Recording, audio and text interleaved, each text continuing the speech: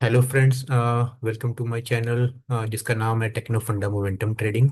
ये मैंने अभी रिसेंटली स्टार्ट किया है और ये मेरी पहली यूट्यूब वीडियो होने जा रही है जो कि मैं आप लोगों के साथ शेयर करने जा रहा हूँ। जैसा कि आप देख सकते हो, मेरे चैनल का नाम है टेक्नो फंडा मोमेंटम ट्रेडिंग, जो कि नेम से ही क्लियर है कि हम इस चैनल पे डिस्कस करेंगे ऐसे स्टॉक्स जो कि टेक्निकली और फंडामेंटली साउंड हो और जो अभी मोमेंटम जस्ट गेन करने वाले ही हों। तो हमें क्या करना है, ऐसे स्टॉक्स को आइडेंटिफाई करके हम साथ में मिलके उनको स्टडी करेंगे और उन जब उनका मोमेंटम स्टार्ट होने वाला है हम उसमें एंट्री लेंगे और उस मोमेंटम को राइड करेंगे और सही टाइम पे फिर एग्जिट करेंगे। तो टेक्निकल्स एंड फंडामेंटल्स दोनों को यूज़ करने का बेनिफिट ये है कि टेक्निकल्स हमें सही टाइम पे एंट्री दिलवाते हैं और एग्जिट दिलवाते हैं और हमें कितना रिस्क लेना है उसके अकॉर्डिंग हम अपना स्टॉप लॉस सेट करते हैं। फंडामेंटल्स हमें कॉन्फिडेंस देते हैं, कन्विक्शन देते हैं और सेफ्टी कुशन देते हैं जब हम किसी स्टॉक में ट्रेड करते हैं। सो दैट कि कई बार अगर कोई ट्रेड गलत पड़ जाए तो हमें पता होना चाहिए कि ये स्टॉक फंडामेंटली अच्छा है, तो हमें अगर उसको होल्ड भी करना पड़ जाए तो हमें टेंशन की कोई बात नहीं होनी चाहिए। तो ऐसे स्टॉक्स हम आइडेंटिफाई करते हैं जिनमें टेक्निकल्स और फंडामेंटल्स दोनों स्ट्रांग हो और वो मोमेंटम अभी पकड़ने वाले हों। ठीक है। तो आज मैं जो आप लोगों के लिए कुछ स्टॉक्स सेलेक्ट करके लाया हूँ जो हम डिस्कस करेंगे, जिसमें कि पहला स्टॉक अगर आप देख सकते हैं मेरी स्क्रीन पे, तो पहला स्टॉक है केयर रेटिंग्स। तो के रेटिंग्स, जैसा कि आप लोगों में से कुछ लोगों को पता होगा, ये एक लीडिंग क्रेडिट रेटिंग एजेंसी है। तो ये बेसिकली कॉरपोरेट्स को हेल्प करती है to raise the capital for their various requirement and assist the investors to form an informed investment decision based on the credit risk and their own risk return expectations. तो ऐसी बहुत सारी rating agencies world wide हैं। तो care is one of the rating agency, India based rating agency, जो कि 1993 में incorporate हुई थी। ये जैसा कि देख सकते हैं एक लीडर है रेटिंग फाइनेंशियल और इंफ्रास्ट्रक्चर सेक्टर में।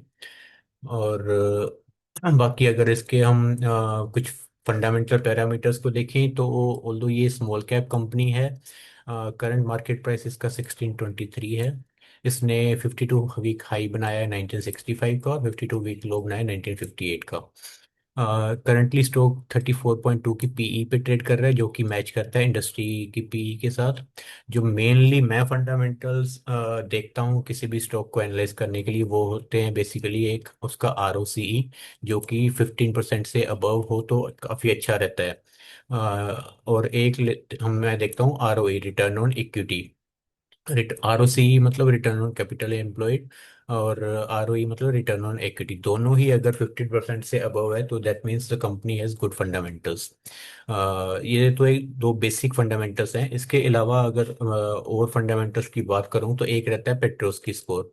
पेट्रोस्की स्कोर इटसेल्फ बेसिकली नो फंडामेंटल पैरामीटर्स को मिलके बनता है और इसमें अलग अलग 9 तरह के फंडामेंटल्स को चेक किया जाता है, जैसे कि सेल्स ग्रोथ, प्रॉफिट ग्रोथ, और भी कई सारे फंडामेंटल पैरामीटर्स होते हैं। तो उसके बेस पे ये 9 में से कितने क्राइटेरियाज को फुलफिल करता है उसके बेस पे ये स्कोर जनरेट होता है। तो जैसे कि आप देख सकते हैं के रेटिंग का पेट्रोस्की स्कोर इस टाइम 6 है। इट मीन्स के आउट ऑफ 9 ये 6 फंडामेंटल पैरामीटर्स पे सेटिस्फाई कर रहा है।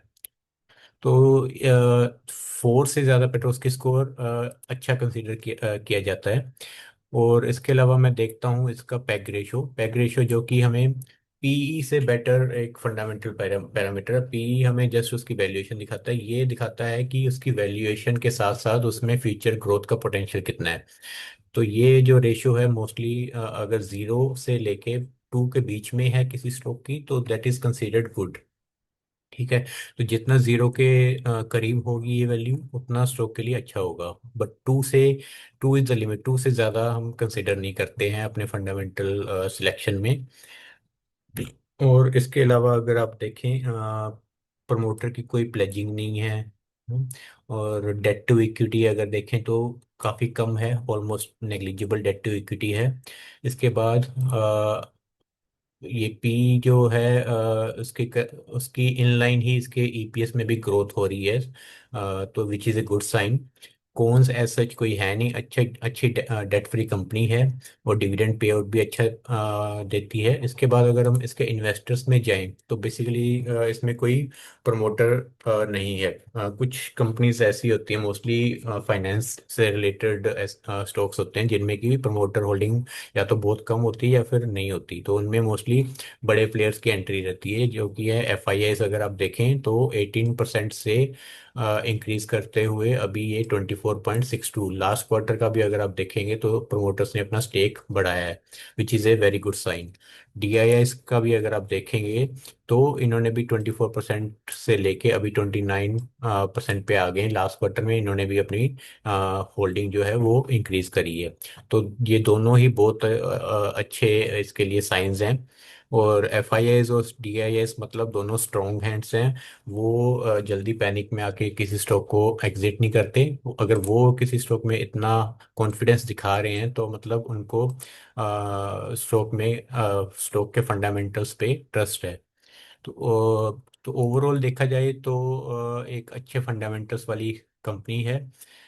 तो इसके लिए ये हमारे फंडामेंटल क्राइटेरिया को मीट कर रही है। तो अब अगर हम इसका टेक्निकल्स एनालाइज करें तो टेक्निकल्स में अगर आप देखेंगे बेसिकली एक सेकंड।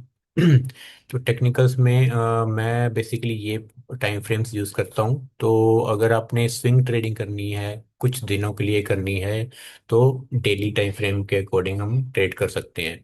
तो अगर आप इसका डेली टाइम फ्रेम के अकॉर्डिंग देखेंगे, मैं बेसिकली सप्लाई और डिमांड जोन के अकॉर्डिंग एंट्री और एग्जिट प्लान करता हूँ अपना, जो कि मैं आप लोगों को भी सिखाने जा रहा हूँ। इसमें अगर आप देखेंगे तो एक बड़ा प्यारा प्राइस एक्शन के अकॉर्डिंग चार्ट पैटर्न है।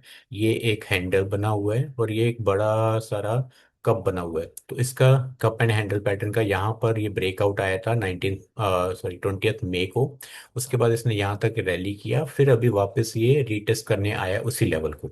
तो ये रीटेस्ट करते टाइम हमें बेसिकली क्या देखना है कि रीटेस्ट करते टाइम एक डिमांड जोन होना चाहिए। सप्लाई डिमांड जोन की लैंग्वेज में हम एक डिमांड जोन उसको बोलते हैं जब एक ड्रॉप कैंडल हो, जो ये रेड कलर की कैंडल है इसको ड्रॉप कैंडल बोलते हैं। फिर एक बेस कैंडल हो जो कि डोजी कैंडल भी कही जाती है।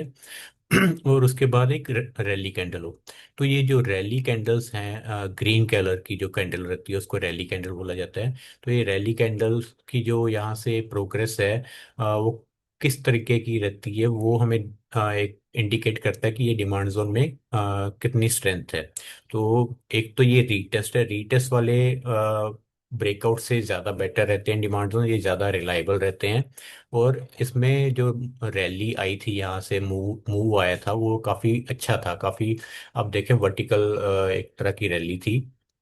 और जो फॉल हुआ उसके बाद रीटेस्ट करने के लिए वो इतना फास्ट फॉल नहीं हुआ, इतना स्ट्रॉन्ग फॉल नहीं हुआ। तो which is again a good sign. अगर बहुत फास्ट आता तो इट मीन्स उसमें सेलिंग प्रेशर बहुत ज़्यादा होता, सेलर की स्ट्रेंथ बहुत ज़्यादा होती। लेकिन बहुत धीरे धीरे आया है, इट मीन्स सेलर उतना स्ट्रॉन्ग नहीं है। तो यहाँ पर अगर आप देखेंगे हमें कैसे मार्किंग करनी है, ये जो रैली और ड्रॉप के बीच में जो बेस कैंडल है, जिसको हम डोजी कैंडल भी बोलते हैं, उसका जो हाईएस्ट पॉइंट है उसके ऊपर आप जो ब्लैक लाइन जो मैंने मार्क करी हुई है उसके ऊपर आप एंट्री कर सकते हो। और जो इसका ड्रॉप कैंडल का लो है उसके ऊपर हम स्टॉप लॉस लगा सकते हैं अपना। तो अभी अगर आप नोटिस करेंगे तो ये स्टॉक जस्ट इस पैटर्न का ब्रेकआउट देके इसको रीटेस्ट किया उसने यहाँ पर, और एग्जैक्टली यहीं से इसने रिवर्स करना स्टार्ट कर दिया है। तो अभी हमें लगेगा कि ये तो यहाँ से रीटेस्ट करके निकल भी चुका है, लेकिन ऐसा नहीं है, ये उतना अभी निकला नहीं है। अभी जस्ट ये रैली इसकी, या फिर मोमेंटम कहेंगे, तो ये जस्ट स्टार्ट हुआ है। तो इसको अभी भी कैप्चर करने का हमारे पास टाइम है। अगर अभी भी हम करंट मार्केट प्राइस पे भी एंट्री लेते हैं तो अगर आप देखेंगे जो मैंने टारगेट इसका सेट किया है, वो मिनिमम फर्स्ट टारगेट जो है वो 1845 का बनता है, और सेकंड टारगेट जो है वो 1918 के अराउंड बनता है। और कोई बड़ी बात नहीं होगी अगर ये दोनों लेवल्स को भी ब्रेक कर दे और ऑल टाइम हाई की तरफ भी चला जाए। तो ये अपने ऊपर है कि हम कितना इसको होल्ड कर सकते हैं। फंडामेंटली कंपनी अच्छी है। अगर आप इसको अच्छे से ट्रेल करेंगे, अपना स्टॉप लॉस को ऊपर शिफ्ट करते जाएंगे, जो कि हम इन फ्यूचर डिस्कस करेंगे कि स्टॉप लॉस को ट्रेल कैसे करना है, तो एक अच्छा इसमें हम मोमेंटम राइड इसमें कैप्चर कर सकते हैं। तो ये था हमारा पहला स्टॉक, केयर रेटिंग्स। और इसके बाद अगर मैं दूसरा स्टॉक अगर मैं दिखाऊं आपको, अ, तो दूसरा स्टॉक मैंने जो सिलेक्ट किया है वो है टीसीएस। टीसीएस के फंडामेंटल्स तो वैसे मुझे ज़्यादा बताने की ज़रूरत नहीं है। It's a well known IT company, India की जो नंबर वन आईटी कंपनी है, लीडर है। इसकी मार्केट कैप इटसेल्फ आप देखिए, एक लार्ज कैप कंपनी है। और आरओसी और आरओई देखिए इसके कितने शानदार हैं। तो इसमें रिस्क की तो गुंजाइश वैसे वैसे ही बहुत कम हो जाती है, फंडामेंटल्स इसके है ही बहुत अच्छे। और देखिए, अगर इसका पेट्रोस्की स्कोर 4 है और पैक रेशियो थोड़ी सी बढ़ी हुई दिखा रही है, लेकिन आप अगर नोटिस करेंगे तो मोस्टली जो इसके आईटी सेक्टर के सारे स्टॉक्स की ही पैक रेशियो ज़्यादा रहती है। ठीक है। तो ये कोई इतना बड़ा नेगेटिव पॉइंट नहीं है इसके लिए। Debt almost debt free company है। और फ्री कैश फ्लो देखिए, जिस कंपनी के पास इतना अच्छा फ्री कैश फ्लो हो, तो वो उस पे हम फंडामेंटल्स पे हम ट्रस्ट कर सकते हैं। और ये तो वैसे भी मार्केट लीडर है, तो अभी बहुत ही अच्छे रेट पे मिल रहा है। ये इसकी पीई देखेंगे अगर, तो 22 की है। और जो इसकी इंडस्ट्री की पी है वो 30 की है। तो इंडस्ट्री की पी से भी काफ़ी कम प्राइस पे हमें इस टाइम मिल रहा है। यहाँ से भी अगर आप देखेंगे तो पीई इसकी हिस्टोरिक लेवल से बिल्कुल लोएस्ट लेवल पे आ रखी है इस टाइम। और जो ईपीएस है वो कंसिस्टेंटली ग्रो हो रहे हैं। तो ये एक बहुत अच्छी वैल्यू बाइंग कंपनी है इस टाइम, अगर हम इसमें कंसिडर करें इन्वेस्ट करने का। तो इसको आप शॉर्ट टर्म के लिए भी प्लान कर सकते हैं, पोजीशनल के लिए भी प्लान कर सकते हैं, और इवन लॉन्ग टर्म के लिए भी बहुत अच्छी कंपनी है। अ, इसके भी अगर आप इन्वेस्टर्स देखेंगे तो प्रोमोटर्स के पास अच्छा खासा स्टेक है, उन्होंने अच्छा होल्ड मेंटेन किया हुआ है। एफआईएस के पास भी 11% के अराउंड स्टेक है, और डीआईएस के पास भी 11.9% के अराउंड स्टेक है। पब्लिक होल्डिंग कम है, which is a good point. मैं एक ऐसी कंपनीज प्रेफर करता हूँ जिसमें पब्लिक होल्डिंग कम हो, क्योंकि जब किसी स्टॉक में पैनिक क्रिएट होता है तो पब्लिक ही सबसे पहले पैनिक में आती है और एग्जिट करती है। फिर स्टॉक हमें काफ़ी लंबा फॉल भी देखने को मिल जाता है कई बार। तो ओवरऑल फंडामेंटल्स तो आपको पता चली गई इसके कि काफ़ी बेहतरीन फंडामेंटल्स हैं।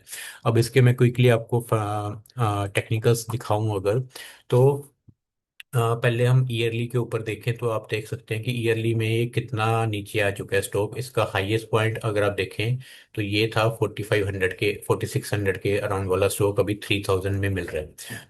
और ये रैल सप्लाई एंड डिमांड जोन के अकॉर्डिंग ये ड्रॉप कैंडल है, ये एक रैली कैंडल है। तो इन दोनों का जो ये वाला एरिया है, इसको हम डिमांड जोन बोलते हैं। तो ये ईयरली के डिमांड जोन में है इस टाइम।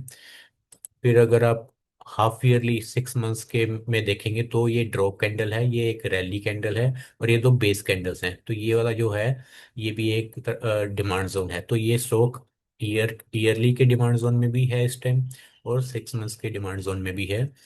3 मंथ्स में अगर देखें तो 3 मंथ्स में भी ये एक अच्छे डिमांड जोन में है, ड्रॉप और रैली का डिमांड जोन है। इसी में से ही ये इसको टेस्ट किया है, अगर आप देखेंगे। इसको जस्ट टेस्ट करके ये वापस रिवर्स करना अभी जस्ट स्टार्ट ही हुआ है। मंथली के ऊपर भी अगर आप देखेंगे तो मंथली में भी ये ड्रॉप और ये रैली कैंडल थी।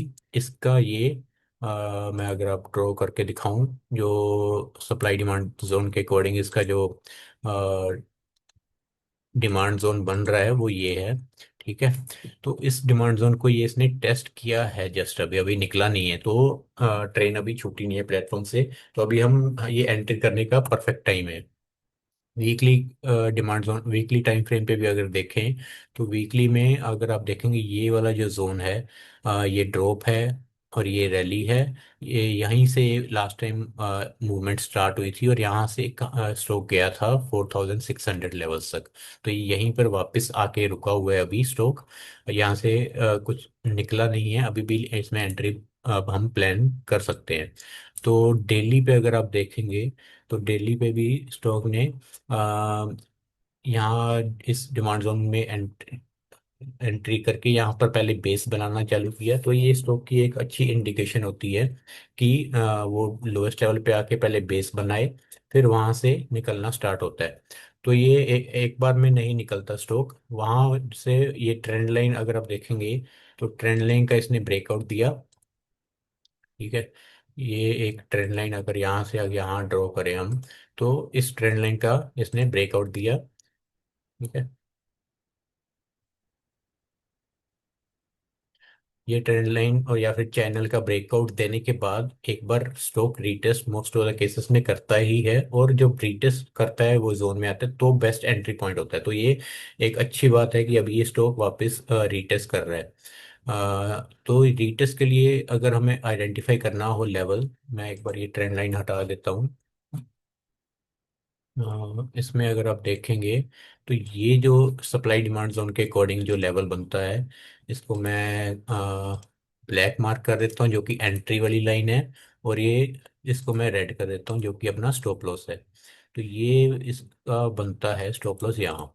तो ये देखिए 3025 के अराउंड इसकी एंट्री बनती है, और 3003 या फिर मोटा मोटी राउंड फिगर 3000 लगा लें, वो इसका स्टॉप लॉस बनता है। तो हार्डली 20-25 पॉइंट का इसका स्टॉप लॉस है। तो रिस्क टू रिवॉर्ड इसमें बहुत बेहतरीन है, बहुत अच्छे लेवल्स पे मिल रहा है। तो आप इसका वेट कर सकते हैं 3025 के अराउंड आने का, फिर ये 3000 के स्टॉप लॉस के साथ इसमें एंट्री प्लान कर सकते हैं। तो इसमें रिवॉर्ड के जो एक्सपेक्टेशंस है वो हम अच्छी खासी रख सकते हैं, क्योंकि ऊपर अगर आप देखेंगे ना, ये पूरा का पूरा एक तरीके से डिस्ट्रीब्यूशन माना जाता है, जिसमें कि सेलर बहुत वीक होता है। वो उसको होल्ड रेजिस्टेंस बहुत, मान लो कि इसमें बहुत वीक है, तो इसमें अपसाइड पोटेंशियल बहुत अच्छा है। तो वीकली पे भी अगर आप देखेंगे तो वीकली पे भी बहुत अच्छा इसमें अपसाइड पोटेंशियल दिख रहा है इस टाइम। तो इसके अकॉर्डिंग हम इसमें एंट्री प्लान कर सकते हैं। तो आज के लिए आई थिंक वीडियो को ज़्यादा लंबा नहीं करते। ये दो स्ट्रोक्स आप अपने एंड से भी एनालाइज कर सकते हैं, और इसको बाइंग एंड सेलिंग रिकमेंडेशन ना कंसिडर करें। ये अभी के लिए मैं आपके साथ जस्ट एजुकेशनल पर्पस के लिए शेयर कर रहा हूँ, सो दैट आप लोग भी इसको अच्छे से एनालाइज कर सकें, और मेरे साथ मिलके अच्छे स्टॉक्स को सिलेक्ट करना सब टेक्निकल्स और फंडामेंटल्स के बेसिस पे, और मोमेंटम ट्रेडिंग करना आप सीख सकें। तो मेरा यही चैनल स्टार्ट करने का मोटिव है, ताकि मैं आप लोगों के साथ अच्छे अच्छे स्टॉक्स शेयर करूं, और उनके उनके फंडामेंटल्स और टेक्निकल्स को कैसे एनालाइज करना है वो शेयर करूं। तो बाकी पहली वीडियो है, अगर कुछ इसमें मेरे से कोई गलती हुई हो तो प्लीज़ आई अपोलोजाइज, बट अगर आपको कंटेंट अच्छा लगा हो तो मैं और भी बहुत अच्छे अच्छे स्टॉक्स ऐसे आप लोगों के साथ शेयर करूंगा, डिस्कस करूंगा, और हम मिलके एक अच्छी यूट्यूब फैमिली बनाएंगे, और अपनी जो है फाइनेंशियल जर्नी में ग्रो करेंगे साथ मिलके। तो thank you so much for your time, और बाकी फिर नेक्स्ट टाइम मिलते हैं एक अच्छी सी वीडियो में। अ, जैसे ही आप अपना कुछ आपको जैसा भी जो भी फीडबैक हो, प्लीज़ कमेंट्स के थ्रू आप ज़रूर मेंशन करें, सो दैट मुझे पता चले कि क्या मैं इम्प्रूव कैसे कर सकता हूँ चैनल को। फर्स्ट टाइम वीडियो है, तो I hope you understand and help me make this channel better. Thank you all so much for your time. Thank you. Have good day. Bye bye.